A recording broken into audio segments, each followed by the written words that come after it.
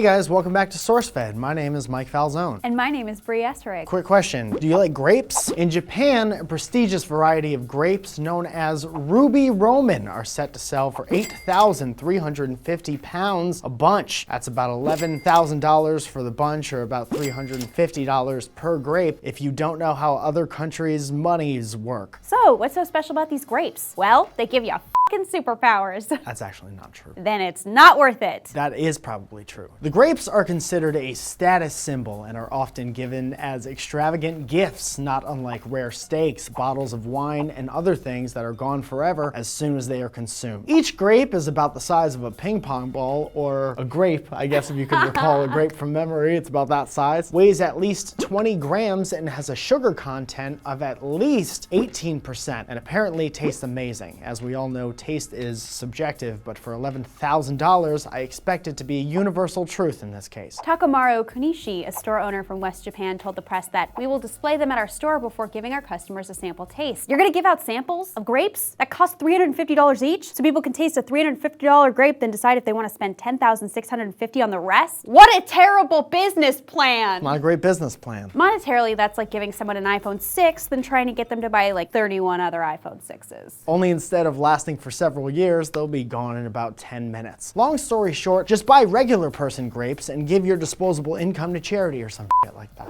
Speaking of making this country grape again, let's talk about the controversy surrounding Donald Trump's racist tweet. Wait a minute.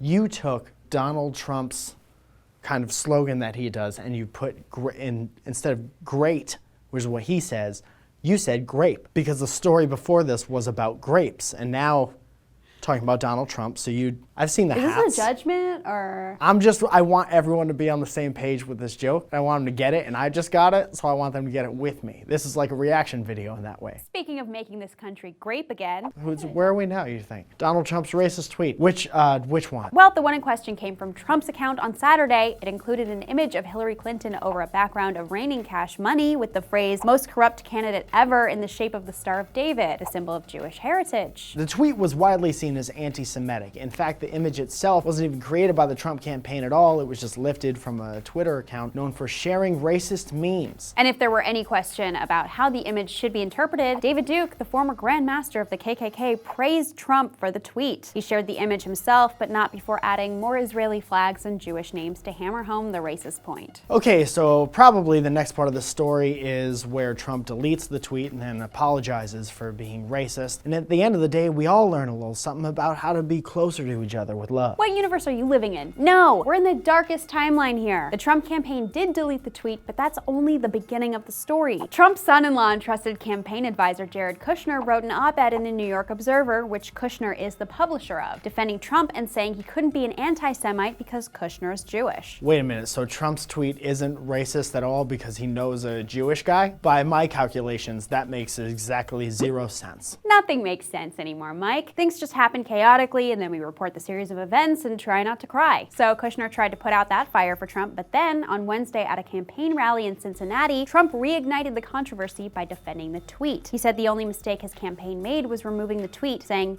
"It's not a Star of David, it's just a star." Trump then added, "I know a Jewish guy." Is that why Trump also tweeted this Frozen book with a star on it? Like he's saying, look, if my tweet's racist, then this Disney book is also racist. Exactly. Because of stars. Yep, that's the thing with Trump. He knows what he's doing in courting white supremacists and anti-Semites. When he gets called on it, he just pretends it isn't happening. Our advice for Donald Trump, let it go. Let it go. Let it go. What are you singing right now? The song you were just talking about? You made the joke. I was just adding. I was embellishing. When I'm talking about a song, I just think that he should let it go. There's a song? Yeah, it's from Let Frozen. It Be, you're thinking, by Beatles. No. Have you seen Frozen? For like winter? I've seen many, I'm from the East Coast, many winters. There's ice and you gotta be careful where you walk.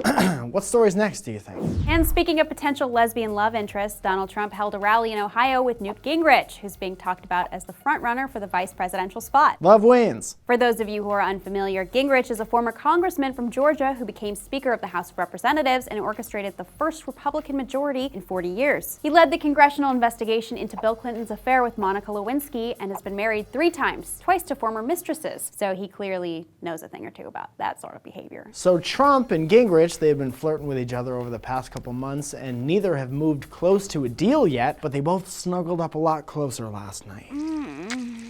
At the rally, where Trump said the following. And I'm not saying anything, and I'm not telling even Newt anything, but I can tell you in one form or another, Newt Gingrich is going to be involved with our government. He always looks like he's conducting the tiniest orchestra. The other person being seriously considered is Donald Trump's daughter, Ivanka. Now, it's old news that Trump would date his daughter if his daughter weren't his daughter, but more people than just the candidate are jumping all over Ivanka for Veep. Too many V's in that particular slogan. Senator Bob Corker of Tennessee, an actual damn US senator, told CNN his best running mate, by the way, would be Ivanka, although he later stated that she probably would not pass muster. As long as we're talking about running mates who wouldn't pass muster, why not select the ghost of Ronald Reagan or Donald Trump's imaginary PR representative, John Miller, or whatever the f***? Or maybe those fancy ruby grapes. Ooh, vote grapes 2016. Also, what the f*** does pass muster mean? I don't know. I think it means you don't pass, you don't get $200. Also in the comments below, what the f*** does pass mustard mean? Pass the mustard? Other question. Pass mustard. Now I Pass get that it. mustard my way. back I'm and eating a hot dog. Do the stories now that we know what pass mustard means. Do you think, what are some more questions? Do you think the Donald Trump thing was racist? Have you ever seen a star like that? Not meant to be a Jewish star? Why not do any other, sorry Bree, why not do any other shaped stars? Like a 5.1 or one of those comic book ziggy-zag type deals. Why that type of a star? Are you at Photoshop? Other reasons. Also, what's your favorite fruit? Don't say cantaloupe. Cantaloupe's a bitch fruit. Bitch fruit 2016. Vote for bitch fruit 2016. I'm a bitch fruit if I'm being honest. I'd rather vote for cantaloupe than anything on the docket right now. Matt, did I use docket correctly? Mm-hmm. On the docket. Dude, this guy keeps saying that he's a shark, and oh my I God, honestly it's just so awkward. I don't buy it.